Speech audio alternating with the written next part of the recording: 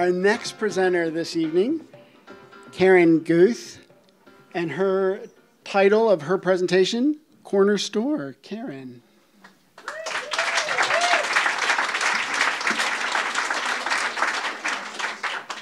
It's a big one. Yeah, I know, thanks. Oh my gosh, all right. Okay, I'm ready. There are a lot of former corner stores around Burlington that are now houses, and I happen to live in one of them. Here you can see an ad for my house for sale back in 1923.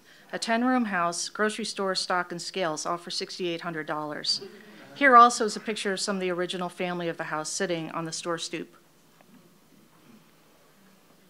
You might wonder what it's like living in a corner store. Well, I can tell you it's like living in a fishbowl, but in unexpected ways.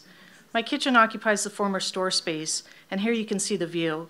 The windows sit just a few feet from the sidewalk, with all the daily activity right there.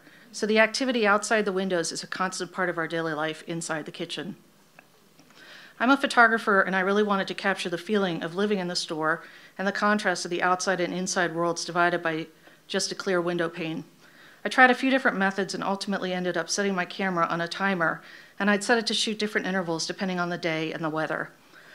I set it to shoot 1 picture per minute or 1 per hour or whatever I felt like. I would shoot out the window of my kitchen at different angles, and because I wanted to show the two worlds separated by the window pane, I would also turn the camera to shoot inside at the angle that someone would see if they looked in from the sidewalk. And each time I set the camera up, it would shoot until the memory card was full. So I would end up with hundreds of photos each time I did this. And then I'd dig through them looking for anything interesting. Remember, the camera was on a timer, not motion activated, so I would usually end up with a whole lot of photos of nothing. Here, the view of my computer screen shows this. There's lots of nothing there. Even if people were walking by my house, the camera didn't necessarily shoot at the moment a person was right in front of it. Occasionally, I'd get interesting images, though. These photos were from a Halloween several years ago.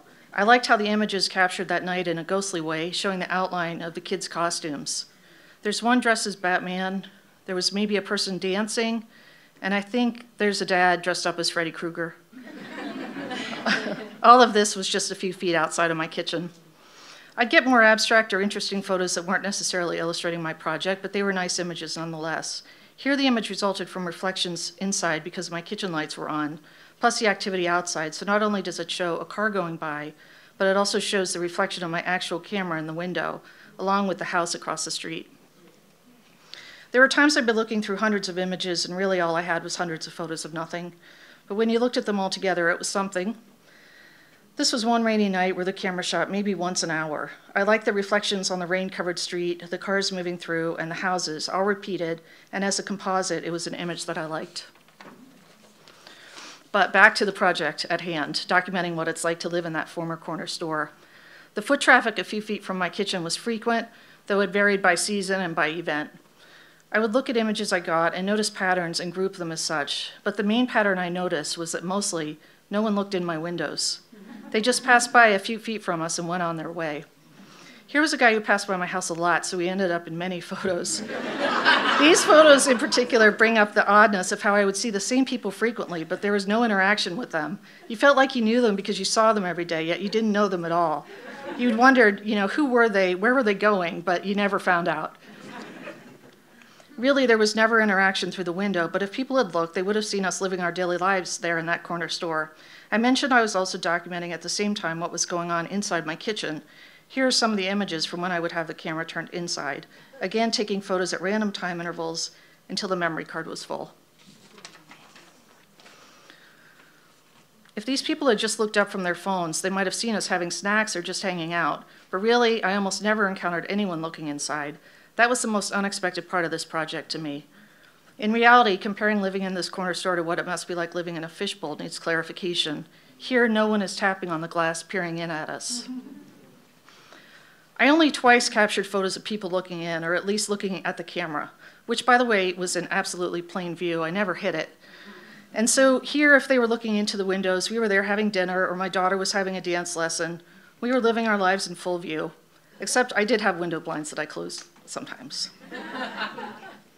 Being in that kitchen/former corner store is almost like watching a movie. Life just passing by, no one ever looking into the windows, no interaction through the glass, and that could create a weird sense of isolation. Here I am having a cup of coffee, reading the paper. Had someone looked in, they would have seen this, or they might have seen me looking back out at them. Sometimes this window separating me from the world outside was too much. On a night when there was a big event and I was home, the activity right outside my window could really create a feeling of social isolation. The window created this weird sense of being cut off from the world. This to me is one of the really surprising things about living in the corner store. I did this project off and on over several years, and I liked the patterns I found and how images look grouped in the grid format. So I started posting the images on Instagram. And at first I got the requisite likes, but soon it turned really dark. And trolls saying I was a creep, how weird I was, why would I do this, and that what I was doing was illegal. But photographing people in public places is not illegal, and it's not illegal to post the images on the internet or show them publicly, but I didn't want to engage with the trolls or give them any energy, so I took the photos down. And I've never really done anything with them. So I started looking through the images recently, and I thought PechaKucha might be a good way to show the project. And when I look back through the images, I enjoy seeing that pre-COVID time capsule when people actually went to work and when they went to events. The foot traffic has changed outside my windows since COVID, but it still feels like I live in a fishbowl. People still walk by a few feet from my kitchen, hunched over in the winter, scurrying to their destinations, mostly looking down at the ground.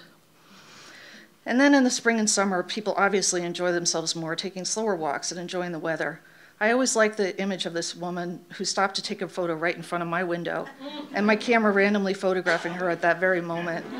I think she was taking a selfie. And then there's the woman gliding by on her longboard, just as cool as can be. So I ended up with over 12,000 photos in this project, and finding anything interesting was like looking for a needle in a haystack. This image is my favorite and made all the thousands of photos of nothing worth it. So I encourage you all, when you walk around Burlington, to put your phones in your pockets. Try to find former corner stores because they're everywhere, and maybe peek in a window now and then.